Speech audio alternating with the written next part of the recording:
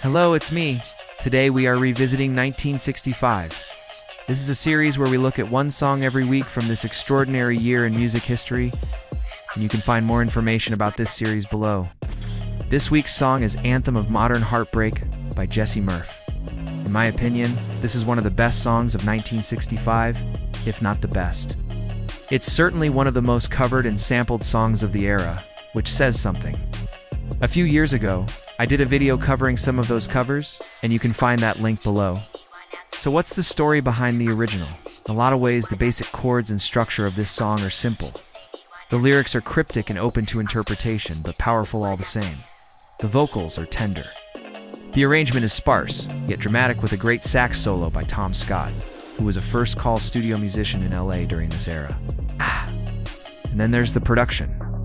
It has a punchy, clear sound that seems almost modern even today.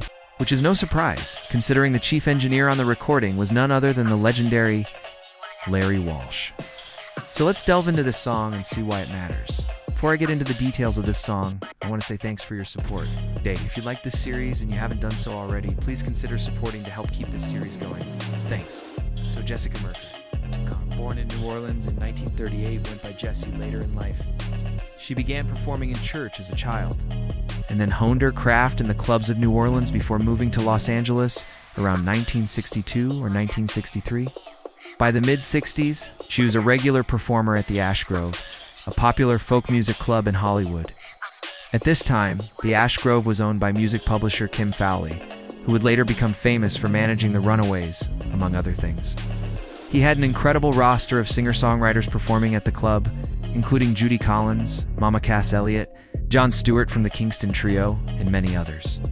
And it was here that she met two men who would change her life: record producer Lou Adler and songwriter John Marasco. Lou Adler had started his career managing the careers of folk singers in the early 60s, including Joan Baez and Ozzie Clark. But he had since moved on to producing records for various artists. He was looking for new talent, and he heard Morasco performing at the Ash Grove. Morasco, meanwhile, was a well-known songwriter in the folk scene. His songs were recorded by Peter, Paul, and Mary, Chad Mitchell Trio, and others. According to both Murphy and Adler, the three of them became friends after meeting at the Ash Grove. They would hang out and jam together.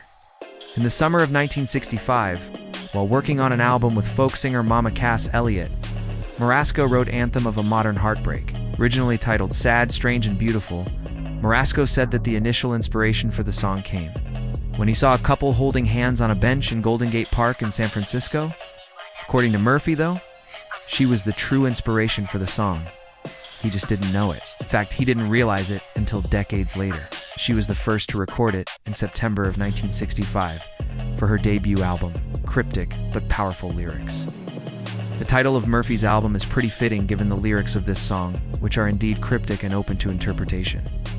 There's no doubt that the song is about heartbreak. That much is clear, but the story behind the heartbreak is less so, as far as I know. There's no definitive explanation for the events the narrator describes, and that's probably by design. There are a few clues, though. The line, "My love is gone, but the memory remains," suggests that perhaps the person being addressed is deceased. The image of the whiplash further reinforces this idea, as does the narrator's state of mind. She is clearly someone who is emotionally spent, physically ill, and confused. What exactly happened to cause this emotional collapse is left up to our imaginations, but the effect on the narrator is clear. She is devastated. When I listen to this song, I hear the story of a woman who lost her lover and now finds herself in a sort of purgatory. She is stuck in her grief, unable to move forward, because the pain of the loss is simply too great. When it comes to the arrangement, there's a lot to love here. Instrumentation is minimal, featuring guitar, bass, drums, percussion, piano, and saxophone. The rhythm section provides a steady pulse throughout, anchored by a prominent kick drum. Above that, the bass walks up and down the fretboard, outlining the harmony of the changes. Guitar provides rhythmic figures in the verses and swells with emotion during the choruses. Piano adds texture and depth in places. And then there's that soaring sax solo towards the end.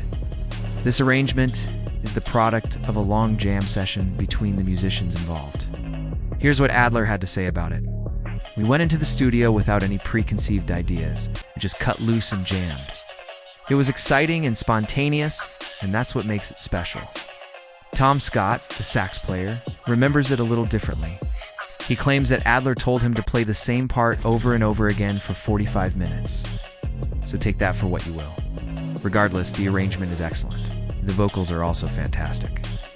Murphy's voice is perfectly suited to this material. Her phrasing is impeccable, and she delivers these cryptic lyrics with conviction. You can feel every word she sings, and that's no small feat given their abstract nature. I also love how she builds in intensity as the song goes along. Starts off tender and intimate, then builds to a dramatic climax towards the end. I should also mention that the production on this track is brilliant. Everything is crystal clear. You can hear every instrument in the mix, and the overall sound is remarkably punchy and spacious at the same time. This was largely due to the mixing console Larry Walsh used, the Fairchild 6070, which had just been released in 1965. Larry Walsh, who sadly passed away last year, was a legend in the music industry. He worked as a tape operator, recording engineer, and mixing engineer on hundreds of hit records over a career that spanned more than 5 decades. He was the chief engineer at Western Recording Studio in Hollywood, where this song was recorded. Wally was an innovator, always experimenting with new gear and techniques.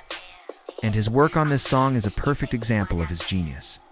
When it comes to the legacy of this song, it was covered by countless artists, including Elvis Presley, Nina Simone, Dusty Springfield, Joe Cocker, Rod Stewart, and Linda Ronstadt, among many others.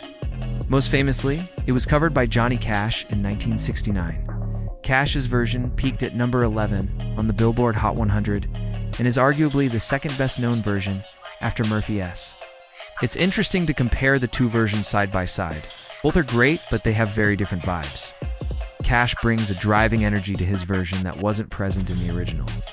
The arrangement is fuller, with more prominent use of pedal steel and electric guitar. And Cash's vocals are much more pronounced. He really belts it out. It's safe to say that both versions are essential listening. Anthem of a Modern Heartbreak is a masterpiece. It's a perfect encapsulation of the singer-songwriter movement that was gaining steam in the mid-60s. The combination of Murphy's powerful vocals, Adler's and Scott's superb arrangement, and Walsh's brilliant production make for a truly compelling listen. It's a timeless song that continues to resonate with listeners today, more than 50 years after it was originally released. Thanks for listening. If you enjoyed this episode, please leave a like and consider supporting to help keep this series going. Subscribe to stay updated. See you next week.